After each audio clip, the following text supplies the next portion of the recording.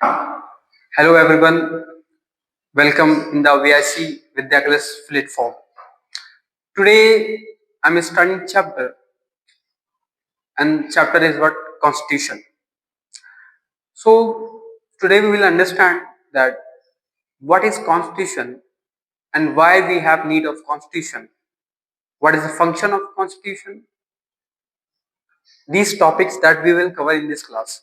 So first today we will read about preface of the class about constitution and second topic why we have need of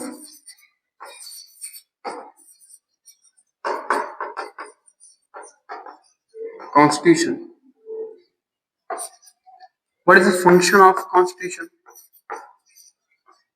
Function, or you can say purpose of constitution.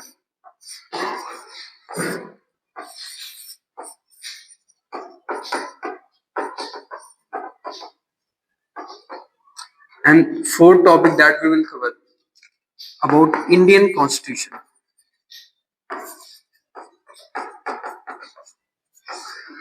And fifth topic अंधेरा हो गया है. Six topic कुछ दिखाई नहीं दे रहे.